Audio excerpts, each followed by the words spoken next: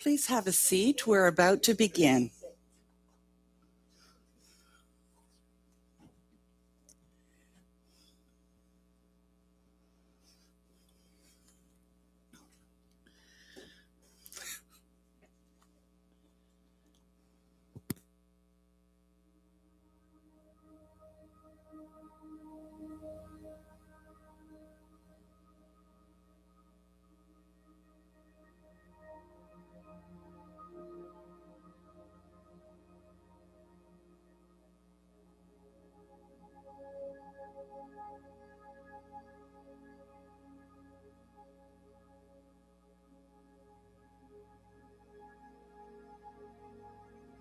Take a moment to settle into stillness. Allow your body to find a comfortable position, your breath to soften, and your awareness to gently turn inward. As you arrive in this moment, begin to sense the quiet brilliance at the center of your being. In Divine Audacity, we are reminded that spiritual power is not something distant or reserved for a select few. It is the essence of who we are, the light we carry, the wisdom we express, and the love we embody. With each breath, feel yourself becoming more present, more open, more willing to recognize your own divine nature. This is the audacity the book speaks of, the courage to acknowledge your inner light without hesitation, without apology. Let your breath be a doorway. Let your stillness be a sanctuary. Let your awareness expand gently, as if you are remembering something ancient and true.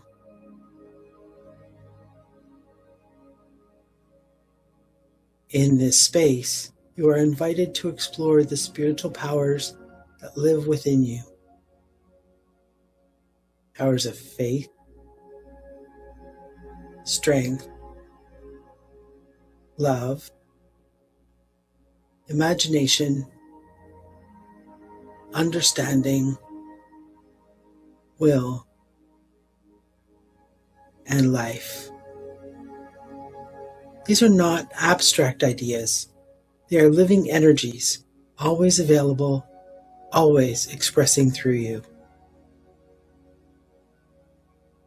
As you continue to breathe, allow yourself to rest in the knowing that you are inherently whole, inherently wise, inherently luminous. You are not seeking something outside yourself. You are awakening to what has always been within. Let this meditation be an act of divine audacity, a bold willingness to shine, to know, to be. When you are ready, allow this awareness to guide you deeper into the practice ahead.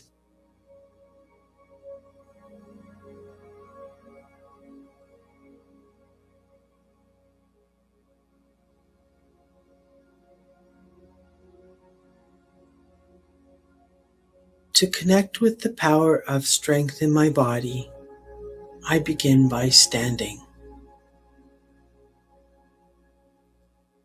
I stand tall,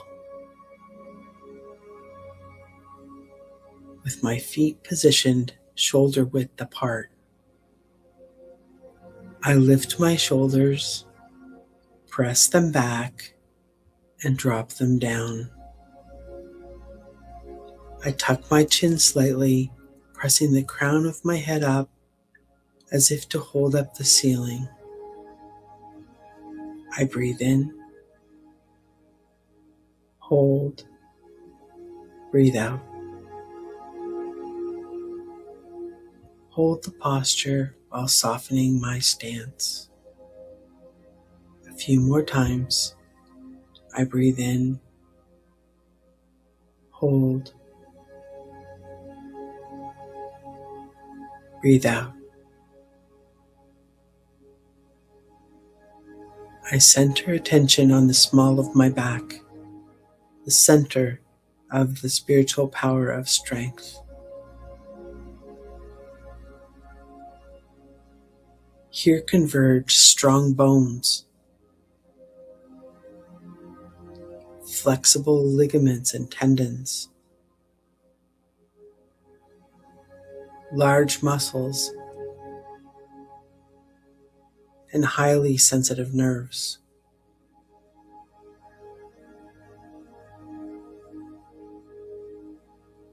The small of the back is designed to be incredibly strong, protecting delicate nerves, yet highly flexible, providing for mobility.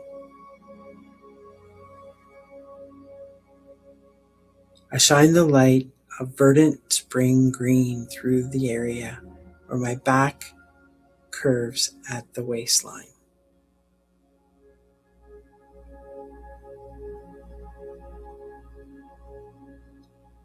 I shine light throughout the abdominal cavity, out to embrace my body, out beyond my body.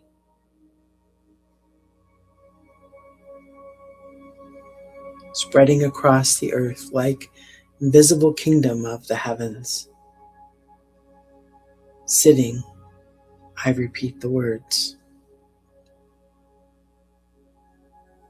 I am divine strength, or I am spiritual strength. I am divine strength, or I am spiritual strength. I concentrate on this truth idea. Gradually, I go deeper into silence, the wordless state of deep meditation.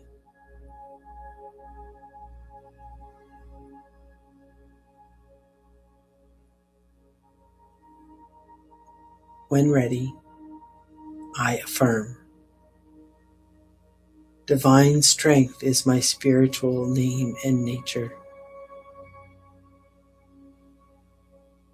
I am strong,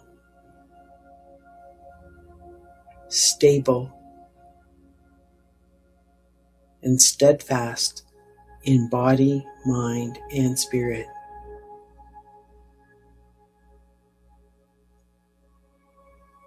I am the power of standability, anchored to the shore while the winds of change swirl around me.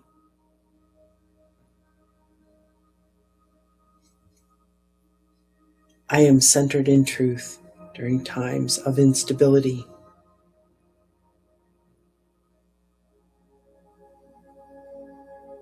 I am rooted to God, my source of strength. By spiritual strength, I am confident, courageous, and determined, faithful to the truth I know. I am responsive from my position of spiritual strength. I claim these divine attributes, trusting they are part of the divine intelligence within the very cells of my body and throughout every dimension of my being.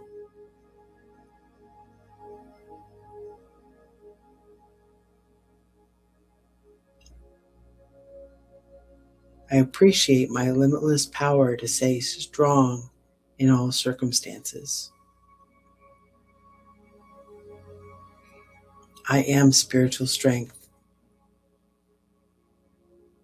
stable, courageous, and tenacious. In the brain's frontal lobe lies the energy vortex for the power of spiritual will.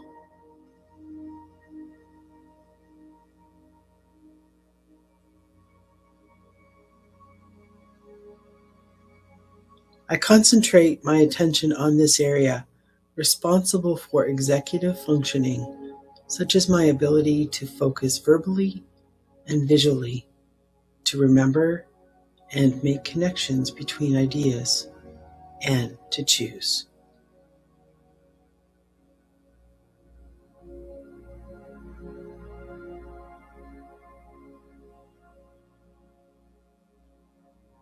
I shine the silver light of will throughout the front of my brain, across my forehead, and up to the crown of my head.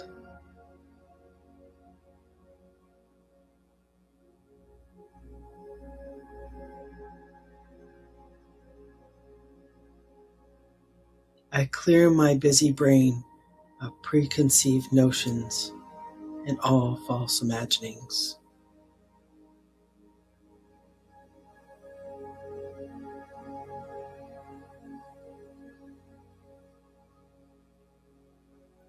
Centered in spiritual will, I affirm my capacity to choose.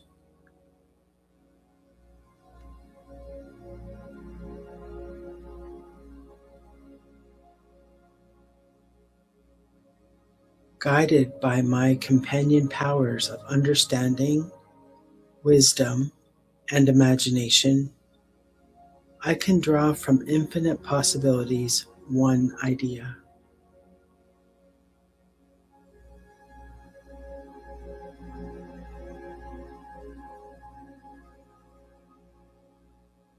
This one divine idea seems to catch hold of me.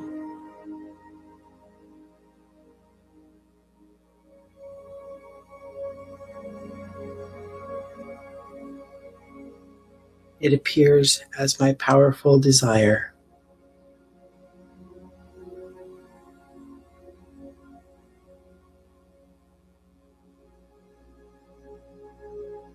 It becomes rooted in my awareness as mine.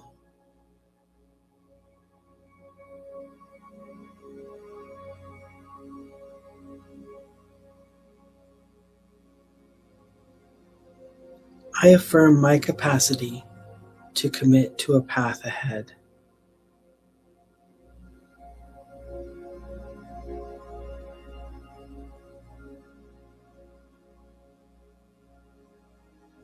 I will be a blessing.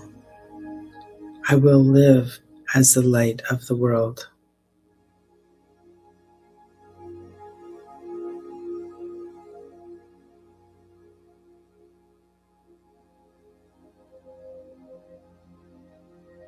I will. Affirm your own specific commitment here.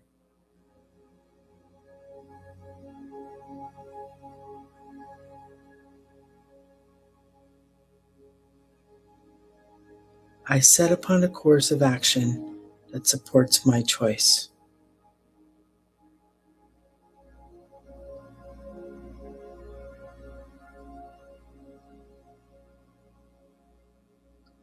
I live in integrity, honoring my commitment and holding myself accountable to do what I say I will do. I affirm my willingness. I am willing. I am willing to remain attuned to the source of all good.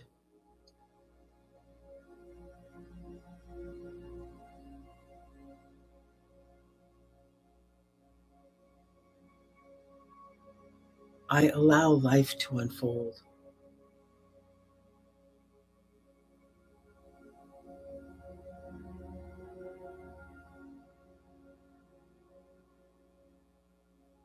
I acquiesce to the truth and I cooperate with the impulse of my divine identity. I am willing to be centered, unruffled as time passes and light shines on my path ahead. I am willing to courageously decide what I will have, do, and be. I am willing to boldly reach for my next goal. I am willing to stretch beyond perceived limits. I am willing to walk with confidence into my future. I am willing to risk being vulnerable in love. I am willing to listen without feeling threatened. I am willing to experience the joy of living today. I am willing to be purposeful, to know I am divine. Divine will is my spiritual name and nature. I am willing to be the light of the world, wherever I am and whatever the circumstances. As I begin to relax and concentrate, I gently stretch my upper shoulders and neck.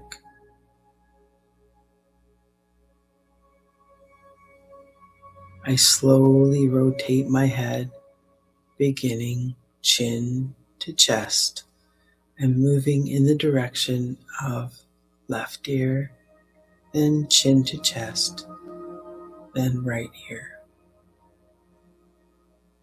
Breathing in and out intentionally, softening. Inhaling, I lift my shoulders towards my ears. Hold posture and breathe. Then release and become still. I direct my full attention to the back of my neck, at the top of my cervical spinal cord. Here, where the lower brainstem or medulla oblongata connects to my brain and spinal cord, lies the center of my spiritual power of zeal. The medulla oblongata controls important autonomic functions such as breathing, blood pressure, and heart rate. And sense the slowing of breath and pulse as I still my body and quiet my mind. I am the magnificent power of zeal. I am enthusiastic, audacious, and devoted. I eagerly awaken each morning on purpose, exuberant about the choices ahead of me. I boldly think, envision, and act in the direction of my intentions. I devote my thought, energy, and time toward being a blessing by using my gifts and talents for good.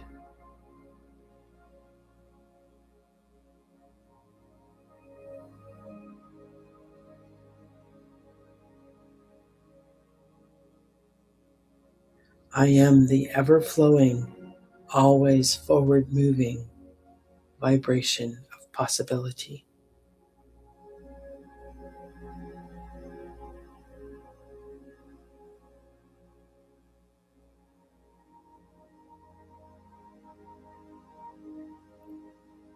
I remain attentive to the present moment, knowing that my focus on the present is my ticket to my desired future.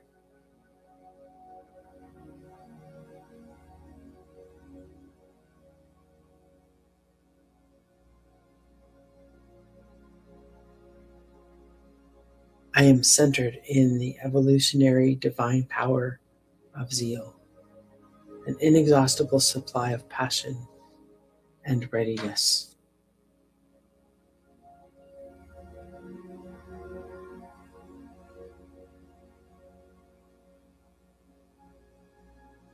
I do not dissipate this power by empty or frenetic activity.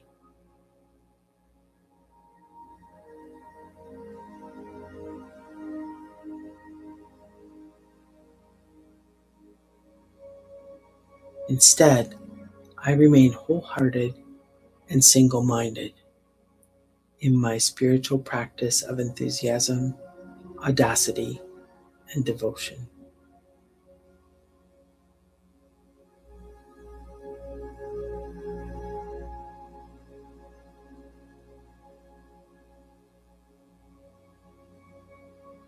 I am inspired and focused, exhilarated in my sense of purpose, and so it is.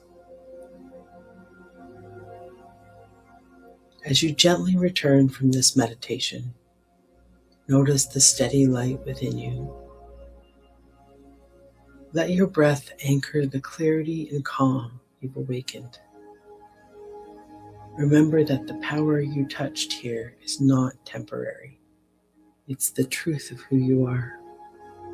Carry this quiet boldness into the rest of your day, allowing your inner wisdom and compassion to guide your steps. When you're ready, open your eyes, bringing your renewed presence with you.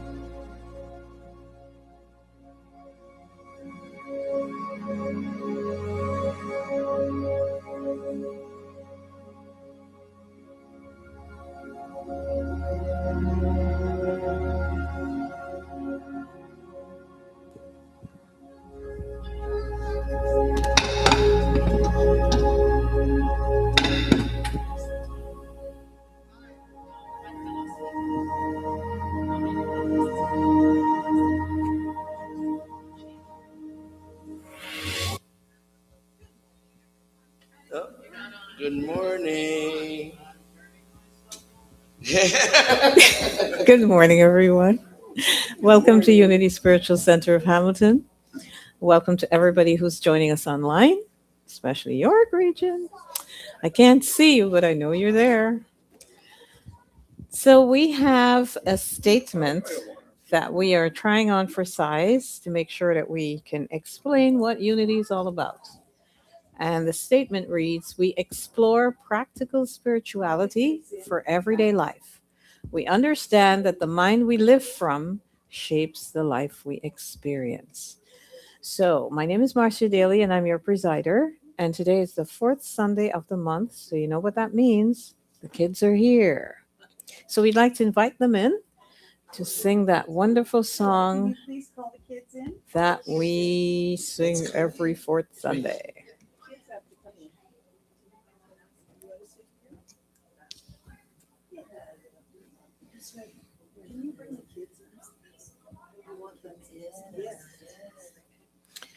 They're coming. Okay, let's go. Come on, kids. We need you. We can hear the kids in the kitchen, but they're having too much fun. I believe. Here they are. Hello, everybody. Great to see you.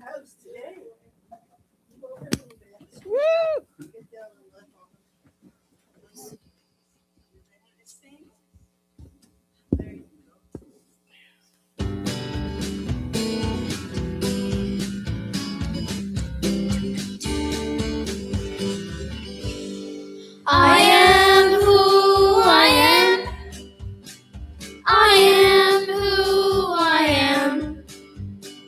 Who I am is just perfect. I am who I am. I have all I need here inside of me. I start each new day, and I remember to say, I am who I am. I am who I am. Who I am is just perfect. I am who I am. I don't have to worry. I have all I need. I start each new day, and I remember to say, I am who I am. I am who I am. Who I am is just perfect. I am who I am. If I'm feeling worried, I take a deep breath. I start each new day, and I remember to say, I am who I am. I am who I am. Who I am is just perfect. I am who I am. Who I am is just perfect. I am who I am. Yay!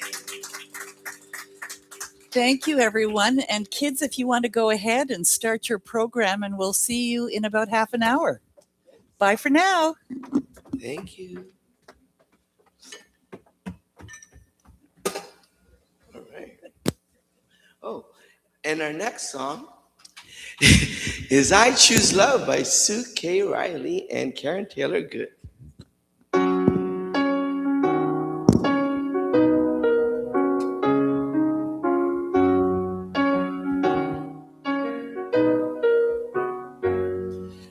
Peace in my life is growing because I choose love. Love's always present, it's what I'm made of. I choose love. We are a part of each other. We are one. One tie that binds us that can't be undone. I choose love.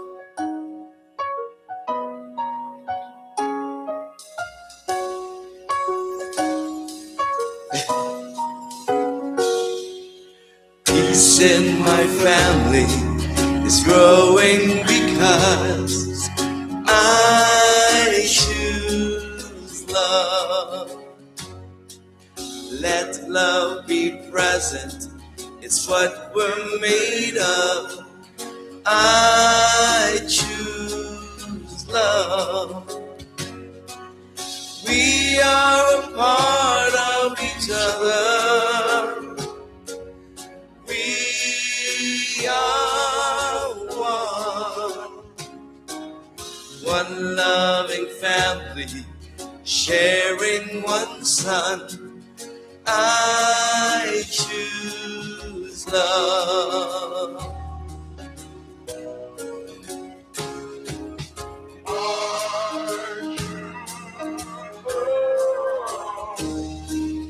Peace for our planet is growing because I choose love.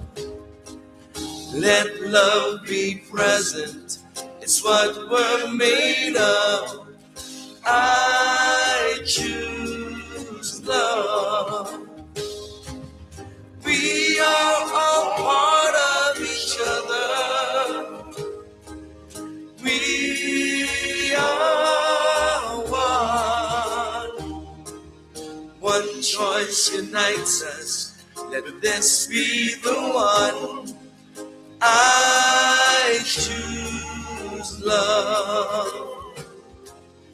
I choose love. I choose love.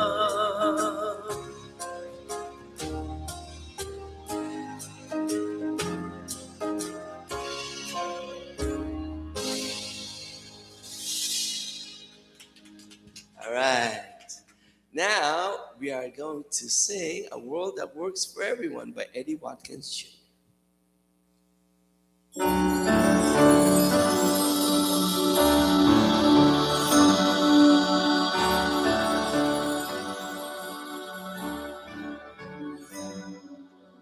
We are creating a world that works for everyone.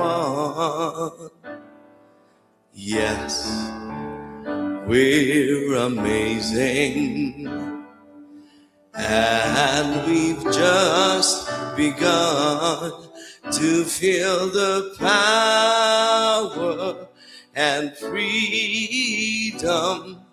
to be who we came here to be. As we discover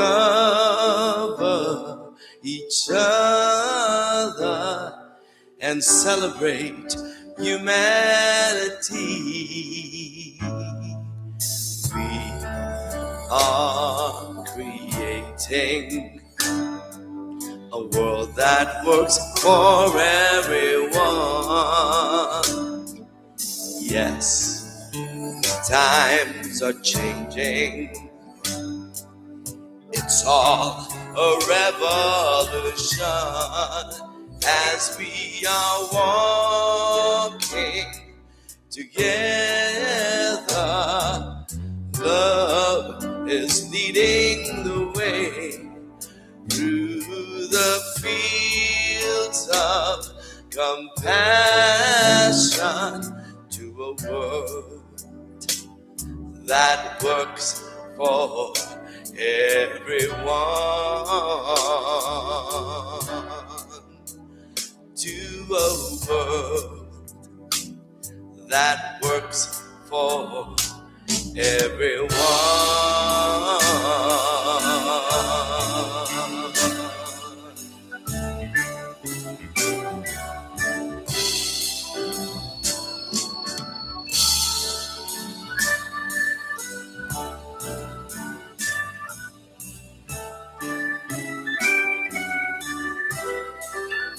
As we are walking together. Love is leading the way through the fields of compassion to a world that works for everyone, to a world that works for everyone.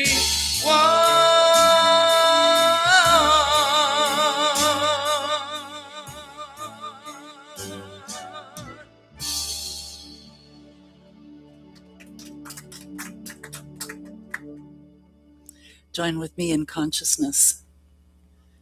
Don't know why that moved ahead like that. Here we go.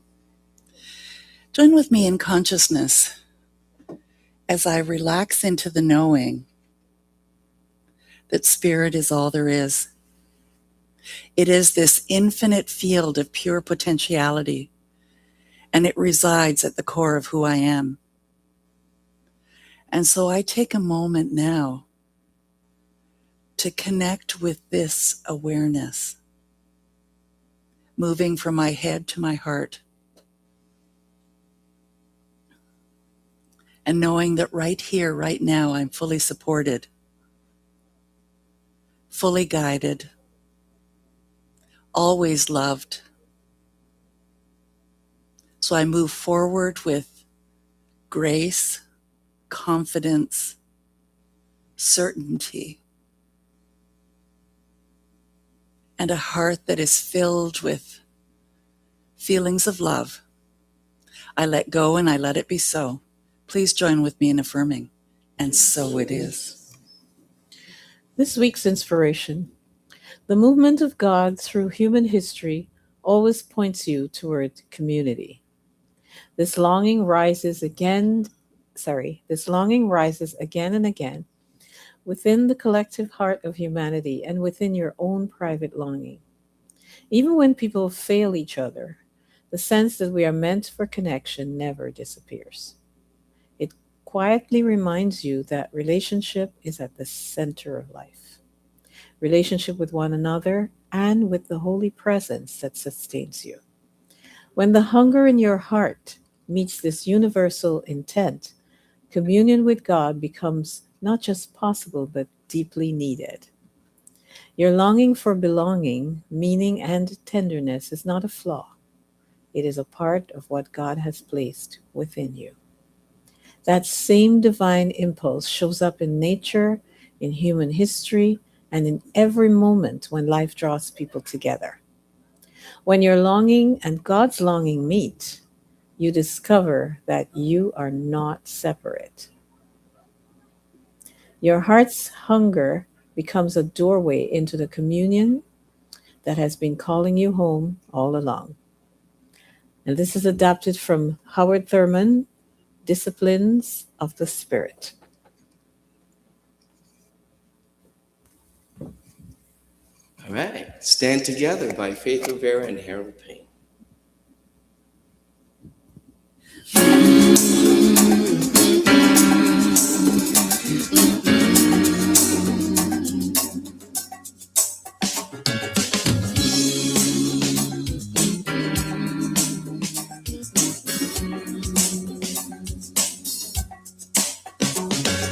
Something great is happening, love is taking hold and it won't let go of us now. Something here is calling us forward, upward motion with drops in one ocean. Roll on. Will you rise up with me today? Lift up your voice and boldly say, we are the ones we've been waiting for. Lifting your eyes calling, be the hope of a new day dawning. We're the ones who can make the difference. Let's stand together. Share your gifts with the world that's waiting for a change that we're all creating. It's a moment for our greatness. Let's stand together now.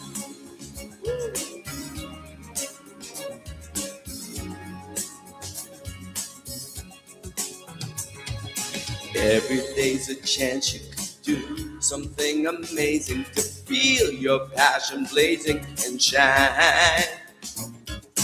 Paint with every vision and dance in new directions, explode to new heights in your mind. I will rise up with you today, lift up my voice and boldly say, we are the ones we've been waiting for. Your eyes calling, you the hope of a new day dawning. We're the ones who can make a difference. Let's stand together. Share gifts with the world that's waiting for a change that we're all creating. It's the moment for our greatness. Let's stand together now.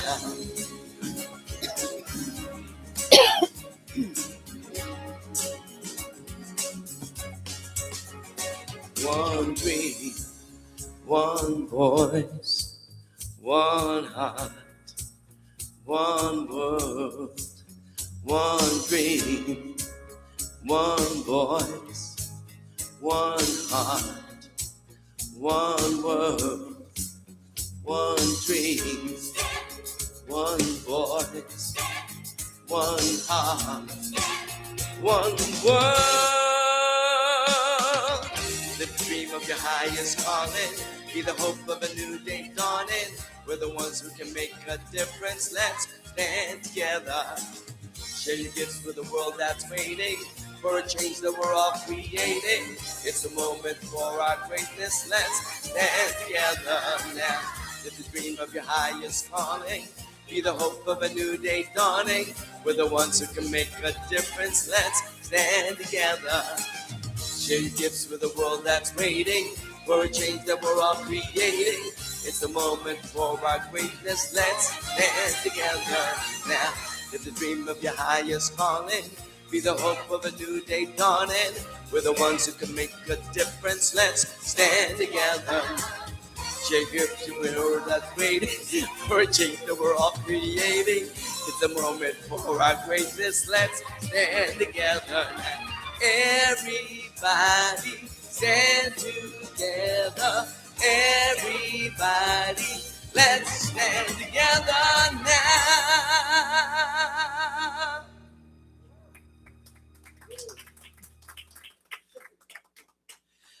Oh, hi, everybody. Those of you at home, I'm Reverend Anna Hokangas, for those of you that don't know. Today and all month, we've been looking at the idea of doubt. Talk about a difficult topic to make interesting every time. But life is full of uncertainty, isn't it? And it's what we do with uncertainty. So I'm hoping that I'm sort of poking the idea enough that it'll bring you to some clarity around things. So we're going to look at doubt as being divine. And one of the struggles that I had this week was I don't identify with being in doubt very often, but I do identify with being in uncertainty at times. Now, is there a difference? And I don't know if there is. So when I use the word doubt today, if uncertainty sits with you better with that word, and if you could relate to that better, then use that. So I used to think that doubt meant something was wrong with me. Like if I was really doubting something, that if I were truly spiritual and truly awake, truly trusting, I would feel clear all the time. I mean, it was the pressure I put on myself, especially having one reverend on my name and then having a second reverend on my name. It's like, I shouldn't be allowed to doubt whatsoever. Because I mean, hey, like I'm double whammy here. And I thought spiritually mature people walked around with peaceful smiles, perfect certainty, and labeled pantry containers. You know, perfection. Then one day I realized something deeply freeing. Most people are not struggling because they have doubt. Most people are struggling because they feel ashamed of doubt. And that's sort of where I was. I was ashamed that I should be more evolved than I am. And not that I verbalized it to anybody else, but I would say, like, what's wrong with me? 12, 15, 20 years of studying this, like, shouldn't I already get it? And yet, that's not the ebb and flow of life, is it? Because things happen and you get divine ideas, and then you have to think about, okay, what am I going to do with it? And how doubt can come into that, the new experiences. So shame has a way of making us freeze. Not a dramatic freeze, but a functional freeze. And it's the idea that we still go to work, we still answer emails, we still smile politely, but what's going on internally, especially when there's that level of doubt or uncertainty going on? We stop trusting ourselves and we become afraid of making the wrong decision. And that's the extreme of it. But I'm sure that you have found yourself in that state occasionally. Afraid of maybe disappointing people, and that uncertainty comes from that desire to not disappoint. Or afraid of looking foolish. That was always a big one for me. Now I'm willing to look foolish and I can actually laugh at it most of the time. About afraid of choosing incorrectly and ruining everything. Do you remember, those of you that are old enough to remember this, when computers didn't have windows, you had to type in, the forward slashes and the right commas and everything else to be able to get websites to show up and everything. I remember thinking, I was so afraid that if I pressed the wrong button or did something, the whole thing would just disappear and explode. And we've really come a long way. And now when things disappear, we kind of know that it's there somewhere and someone will be able to find it for us. But that's the evolution of having uncertainty, and then where you get to, that you might still have doubt and uncertainty, but you have a solider, more solid foundation of who to go to, what to do about it. So instead of moving imperfectly, we stay stuck perfectly. And I spent a good part of my life being stuck perfectly and limiting the kind of things I was willing to experience and do in public because I couldn't do it perfectly, or I thought I couldn't. And that paralysis can quietly become a way of life. And maybe somebody comes to mind, and maybe it's you in certain circumstances, where if it's not just right and perfect, then why even bother? So I'm going to look at 3 things today with you. Doubt often appears when we are outgrowing an old identity. Paralysis is often self-protection, that freezing that we do. And what if the best happens? I know Pat will like this one. So doubt often appears when we're outgrowing an old identity. Can you think of an example of when you're being asked to do something different? The old you didn't know how. And so the new you doesn't know how yet either, and there is this level of doubt. One of the hardest things about growth is that the old version of us does not leave quietly. I don't know about you, but that's really true for me. And when life begins asking more of us, doubt often rushes in first. It's like, hey, wait a minute. And it's not because we're failing, because something new feels vulnerable. And it feels unsafe to the nervous system.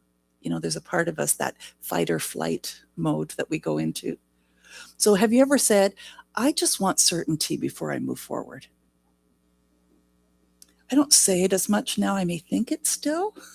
I'd really like to know if this is going to work, whatever it is that I'm encountering.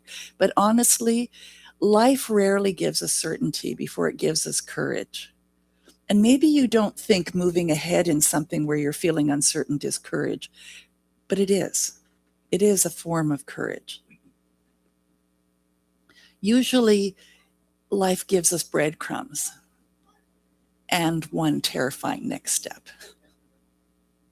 You know that saying about eating an elephant one bite at a time? I think that's so gross. I wouldn't want to eat an elephant. But it kind of paints the picture, though, doesn't it?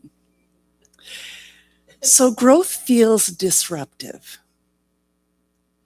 And yet, that's why we all sit here on Sundays and we read spiritual books and we get up in the morning ready to tackle a new day, because part of us is hardwired to experience something new, something a little different, or else wouldn't it be boring if every thought, every day, every experience was exactly the same all the time? I mean, it'd be horrible. So you're actually standing between who you have been and who you are becoming in those moments. And the middle space is really uncomfortable. It's the wholly unknown. The old identity says, stay where it's safe, even though we don't like it, but I know what's going to happen here. And your soul is saying, there's more. Come on, here, kitty, kitty. So ask yourself this: where am I waiting for certainty before allowing movement? You got something going on that you want to have some guarantees, even a little bit. Or what identity am I afraid to outgrow? You know, that saying of, well, this is just the way I am.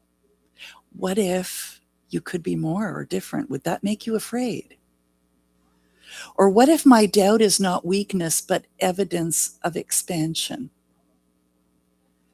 So what I'm inviting you to consider is, when you have uncertainty, there's a part of you that's nudging you to look at the bigger picture, to maybe trust a little bit more. So what if the discomfort I feel is actually growth?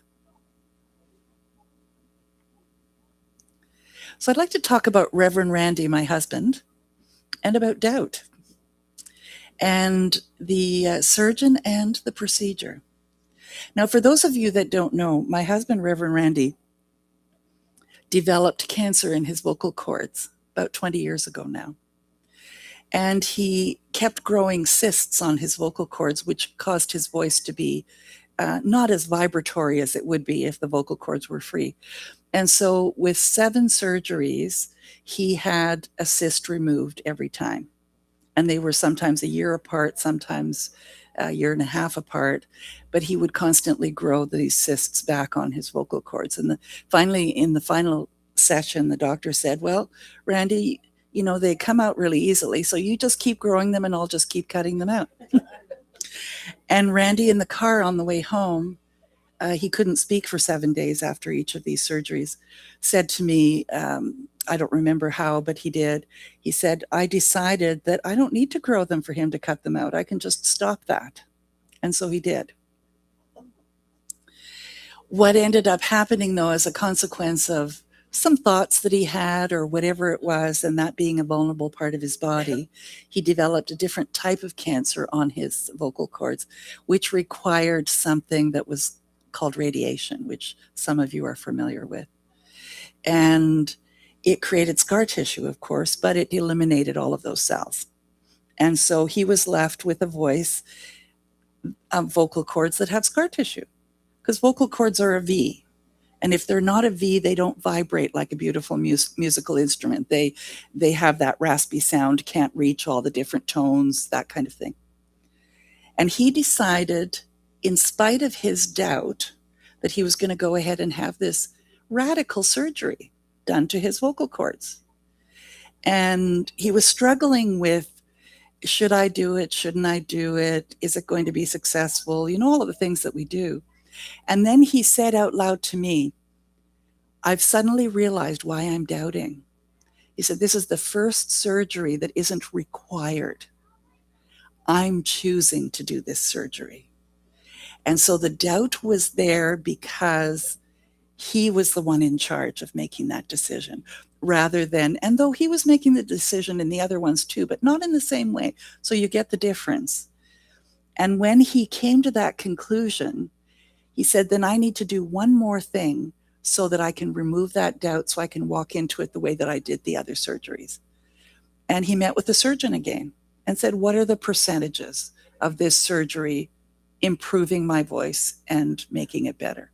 Now, what the doctor was going to do is make an incision in the vocal cord. So you imagine a V, and implanting a keel, a little silicone keel, so that the vocal cords could heal in a perfect V, so that you would be unhealed, if you know what I mean. So great, he talked to the doctor. The doctor was very confident. He had done people that are very famous singers in Canada and everything. And so he thought, okay, great. He went ahead and had the surgery done. And the doctor called me after the surgery and said, I didn't have to implant the keel. It was really easy. I made a small incision, and if it heals over the next 7 days, he's going to be fine. And he can talk and do whatever he wants right after this surgery, no problem. And I thought, woohoo, how great is that? So at the moment, his range of voice, because it's not been a week yet, is getting there. But it has much more projection already. And more than likely, it will be what it will be.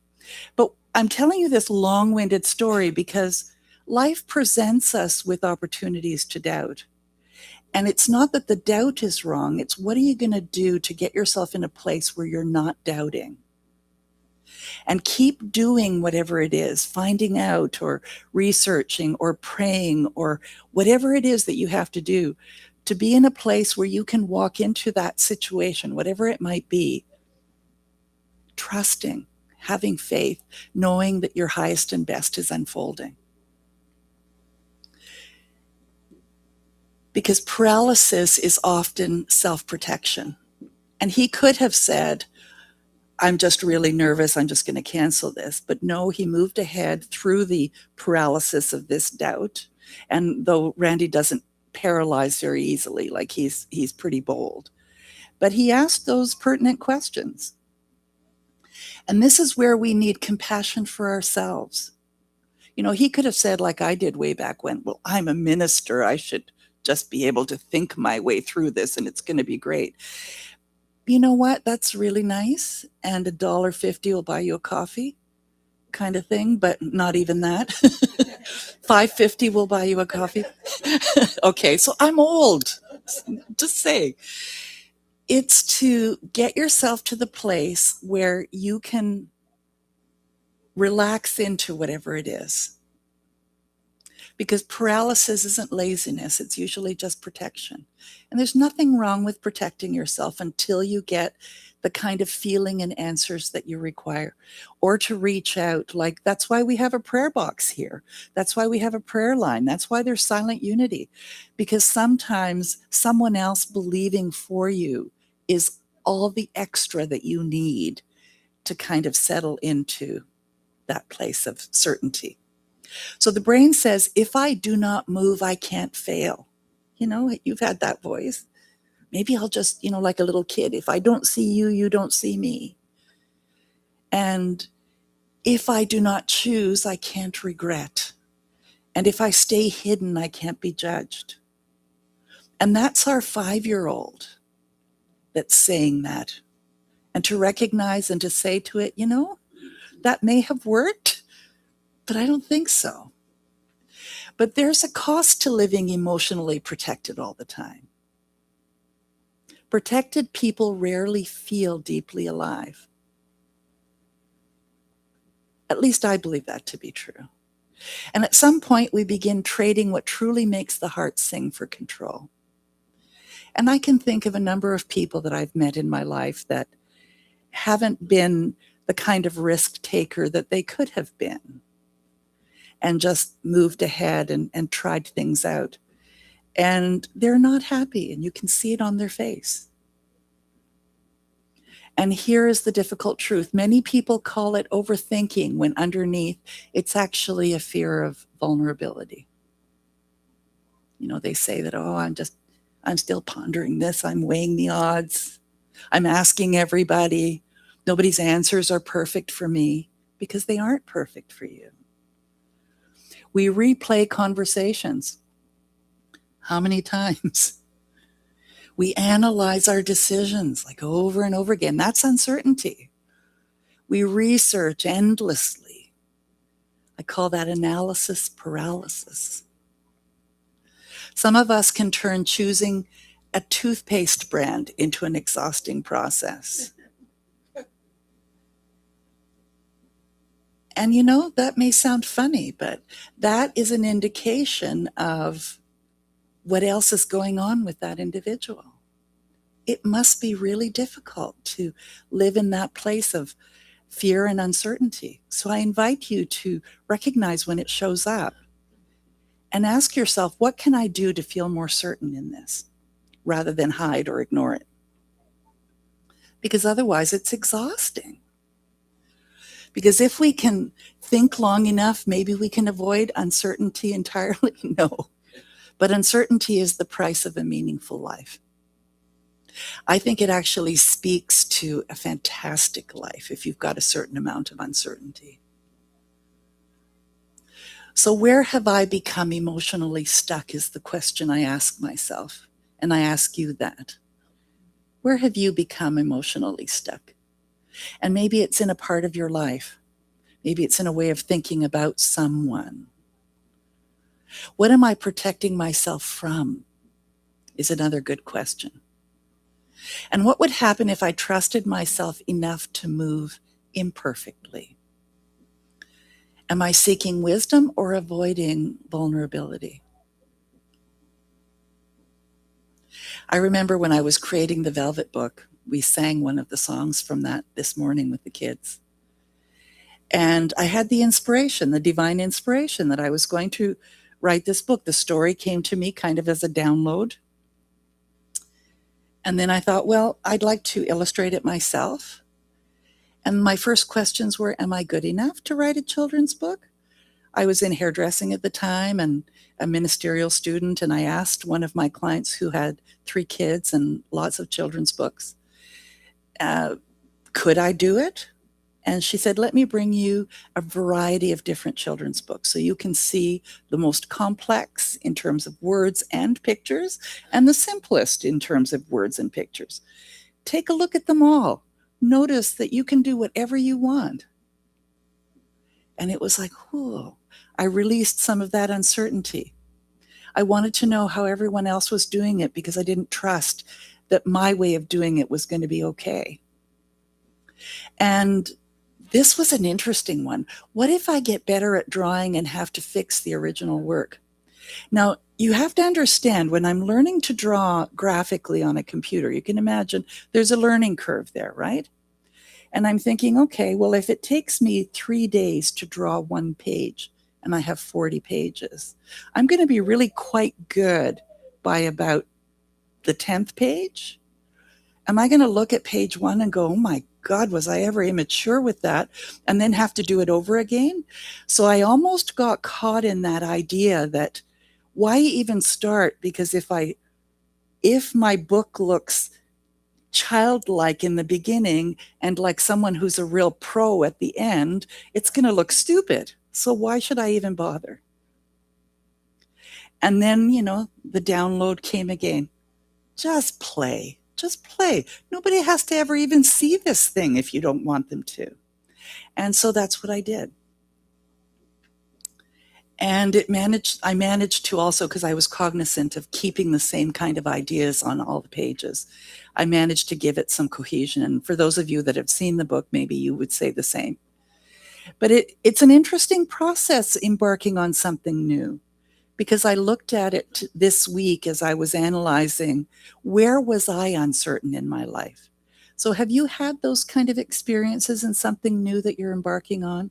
And you weigh all the odds and you're kind of trying to decide, should I do this? Shouldn't I do this? It's such a great idea, but am I willing to go through all that trouble? And here's the question of the day.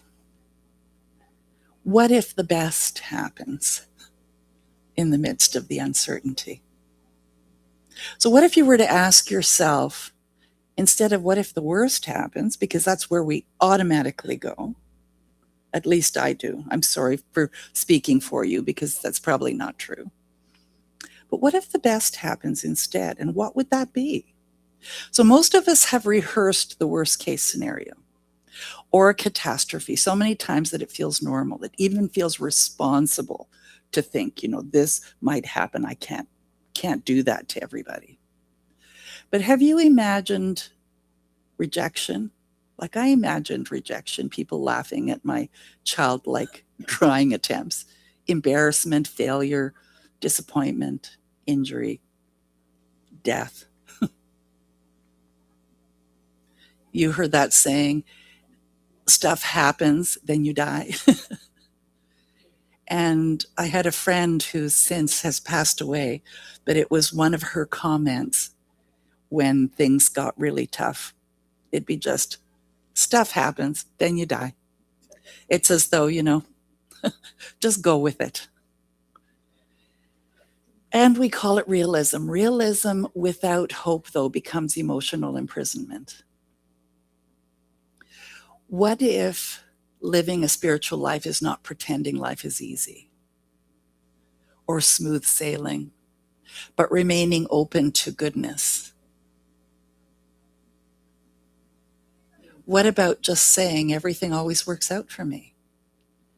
I mean, we were saying that driving to Hamilton from Brantford when Randy was having a surgery.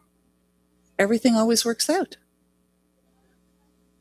It does, and it has. One of the questions that's changed my life is, what if everything always works out for me? What if? So if you're pondering something, or when you're pondering something, why not ask that question instead? What if this works out? What if everything always works out? And what if the best happens? What would the best be? Have you even imagined that? What if this works beautifully? What if I'm completely bowled over by the goodness that unfolds? What if the thing I fear becomes the doorway to the life that I've been praying for? Because here's the truth, the mind will create stories either way. And oh boy, does it like dark stories. Mine does anyway. So the question becomes, why am I always casting myself in the tragedy? Why not allow for possibility? And I don't mean toxic positivity where, you have the fake smile and you just move ahead pretending that everything's all right. And it's not denial, but just being open to know that you're going to be okay. You wouldn't have that desire to do that, whatever it is, if you didn't have all the tools available to you somewhere, somehow. So think about this question. What beautiful outcome have I refused to imagine? Where have I become emotionally loyal to worst case thinking? And what if life is more supportive than I believe? That's a big one. I remember early on in this journey when I was asked, what if God is always saying yes, and it's yes to your good, and that love is always guiding and supporting you? How would you behave? And that was way out of my wheelhouse at that point. I'm there now. I hope you are too, at least some of the time. So doubt is an opportunity to see where fear has been keeping you small, because doubt is divine disruption. It's knocking on your brain, on your soul, on your life to move ahead without knowing what the outcome's going to be. Doubt is an invitation to stop living automatically too, to stop shrinking, to stop waiting for guarantees before truly living your best life. I sew almost every week, and I don't sew with the total knowing that I'm going to be able to wear whatever I've made, because I like to push the boundaries of what my machine and my fabric will do. And so sometimes it's a work in progress that might take me 2 years to finish because it just doesn't behave the way that I thought it would. I sew because I want to push the boundaries, not for the outcome, but to push the boundaries. And I think in some ways I live life that way too. I do it with exuberance and fun and move forward and try it. And that's not the way that I was in my early years, but I am that way now. So because the opposite of faith is not doubt, the opposite of faith is the conviction that possibility is closed and nothing meaningful can change. Do you believe that possibility is closed and nothing meaningful can change? Maybe there's an area of your life where you do believe that. How about opening up to the possibility that there is something you haven't even considered yet? Because healing begins the moment you stop asking, how can I eliminate uncertainty, which is trying to push it away, and saying, how do I stay open while uncertainty is here? So, what if up, or what if the worst case scenario? That's your choice. So would you read this spiritual mind treatment with me? It's several slides. Or you can read it silently or read it out loud with me. There is one infinite presence expressing fully as my life now. I recognize divine wisdom active within every moment, including uncertainty, transition, and doubt. I jumped that one. I didn't want growth. I release the power of doubt. I understand uncertainty as sacred ground for my next best experiences. I trust myself more deeply. I trust life more fully. I allow courage to move through me even before clarity feels complete. I easily release paralysis, fear, shame, and the need to control every outcome. I open to possibility, healing, connection, growth, joy, and unexpected goodness. Are you ready? I allow myself to move forward imperfectly and honestly. I trust that life supports me in every way. I live with openness. I live with courage. I live with love. I know everything always works out for me, and so it is. So I'd like to hear from you.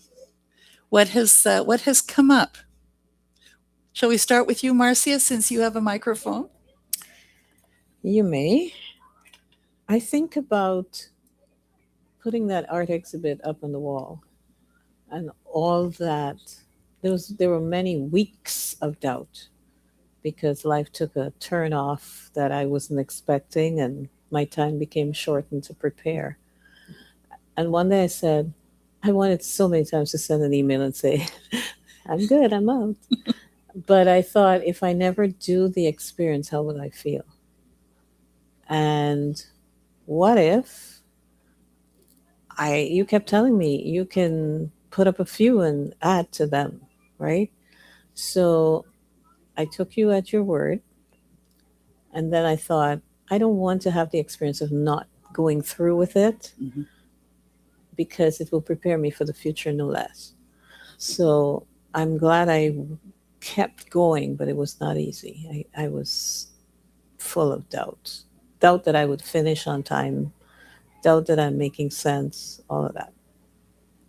Yes, and look at the feedback that you've received. Yeah, Pretty phenomenal. You even sold one piece. I did. Yes. Anyone else? Bruce? Yeah, thanks for listening today. Yeah, the first time I went to Unity Village, I took the classes down there. I got in a road rage incident on the way to the airport. When I got to Kansas City, I took a cab and I was talking with a driver about difference between laws. You can protect your home in the States that you can't here. He says, well, I don't have any problem. I got 3 guns I carry. I had shoulder holster. Okay. I get to Unity Village, and the one room the students were meeting, and these 2 guys were just having this extreme argument about Martin Luther King. I don't know, there's a whole bunch of stuff. I'm going, what did I get myself into here, right? I'm going, I should have stayed home, you know? But anyway, the lesson was, that's what I had to look at. I had to look at anger in my life. And these incidents that came up before that showed me what I needed to do when I got there. And I, I'm not saying I got all my answers, but I did get answers that got me in the right direction and what to work on. So that worked out really well. You felt the fear and did it anyway. Exactly. Or yes. doubt or uncertainty. Sure. Or So yeah. Spirit will help you along the way, Yes. whether you like it or not. yeah. Yeah, as long as you are willing to go. Yeah. Yeah. Nice. Well, I've been sitting in the front row this time and just nodding at everything Reverend Ann is saying. It's just, by the way, this is Pat talking, just in case you want to know this voice. And so, I've reached this vulnerable age of 84, not being first living in fear. My first, probably about 40 years, I lived in fear. And then I realized, because of the 12 steps, that I had been making fear my higher power. Mm-hmm. And that was not helpful. That was not where my concept of God wanted me to be. And it was about that time that it was about 20 years later, actually, that I learned about quantum physics and the fact that we're a particle and we're a wave. And the wave is the openness of possibility. And Deepak Chopra talks about possibilities and living in the field of possibilities. But the minute that you make a decision, you drop out of that field and into being a particle and having made it. And so it's really, I've had an amazing life, and I still do. Mm-hmm. But I remember the day that I was at my daughter's, and I had finished my ministerial course, and I had a job as the minister in Mississauga, but I hadn't started it yet. I was looking for a place to live, and my registration for nursing was waiting for me when I got there. And I said to my daughter, look, am I really I'm really not going to be a nurse anymore, a registered nurse anymore? And she looked at me and she said, Mom, you've just spent 2 years training for something else. For heaven's sakes, just sign it back. No, and let's go. We've got to go. And it's like, get over yourself. There's a moment though, isn't there? Yes. It's Yes. like, whoa. Yeah. So thanks to her, it's like, come on, just kick my butt. Sign it. Well, you probably did it to her many times. I don't- She I learned don't- from her best teacher. Yeah, I don't think so. No, I'm an Aries and she's a Taurus. There was no me kicking her butt. Anyway, thanks. Who else? Who else? Anybody online? Celia? I really like the statement. I understand uncertainty is sacred ground for my next best experiences. And when I was coming to understand that my marriage was at an end, I happened to be at the Y, and there was a poster up, and it was for belly dancing. And I went, oh my God, that is so far outside my comfort zone that I have to do it. It was the weirdest thing, because I had never even considered the possibility. And so before I could change my mind, I signed up for the class, and I try and keep my commitment. So I attended, and it was amazing how that one decision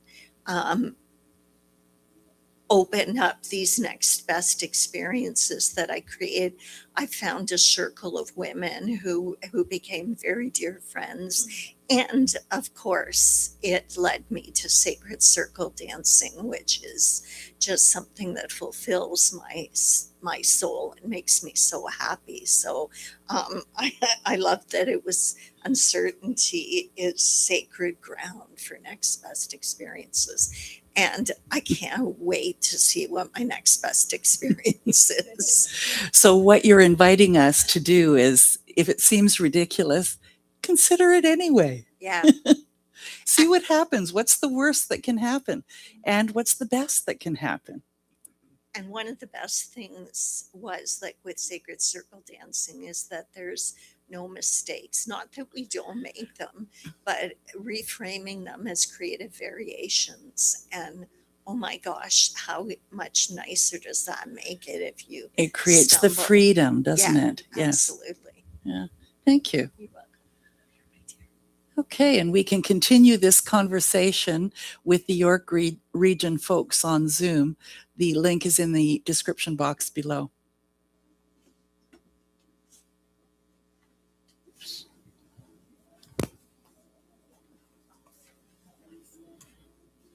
So as you can see, we now have multiple ways to give. Usual cash, we're accepting currency. E-transfers, that's already been tried and tested and tried, or tried and tested, whichever one. Visa, MasterCard. Debit, we now have a machine, so we can take debit. We are still accepting checks payable to Unity Spiritual Center in Hamilton.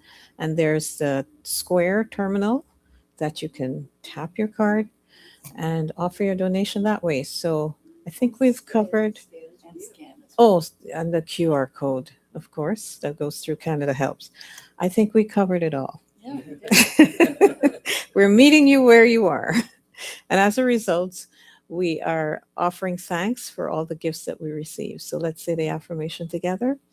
Divine love through me blesses and multiplies all I give and all I receive, and so it is. And now the kids are coming back.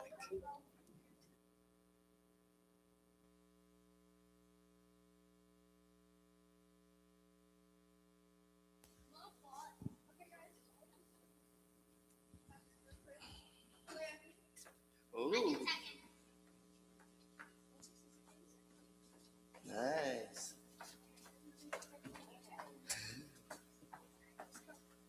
Looks like there's been some planting. Very nice. And did you paint the pots too? Wow. Technically, we use markers. Markers. Very nice. We used markers on the pots to color from, and then we planted some plants inside the soil that we put in. Great. Very nice. What's special about the plants? They're spider plants, but they're also mustard seeds. Ooh. We companion planted mustard seeds with these spider plants. Okay, so Pardon? Oh yeah. We have to have faith in these mustard seeds. The faith of a mustard seed. Because oh no, I forgot. yeah, that It's was okay, perfect. It's good. It's good. That was You did perfect. great. You did great. The faith of the mustard seed comes from? High power. Okay. Okay. Well, I would love to see when your mustard seeds start to grow. Maybe you can take pictures with your phone or your parents' phone and then send them to me when they start growing. You have a camera? I have a camera. Wonderful. So if you could do that, that would be great. And then we can, A very old digital camera. very old digital camera. Probably older than me. Oh, wow. But you know how to work it though, don't you? It's simple. Just click and hold to take a picture. Okay. Or double click. Okay. Very nice. So shall we sing our last song, the peace song? Okay.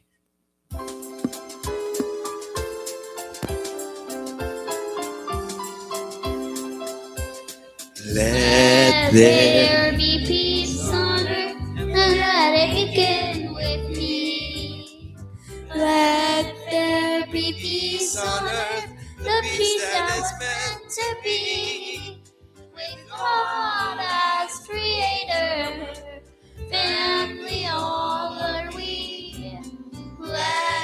walk with each other in perfect harmony.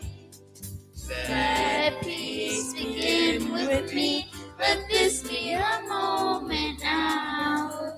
With every step I take, let this be my song of how to take each moment and live each moment in peace eternally.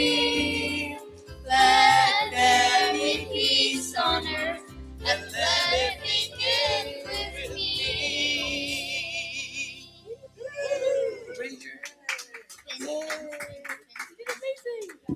Thank you, everyone, and thank you for those of you at home that were watching.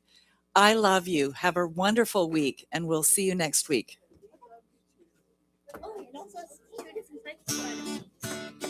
Oh, really?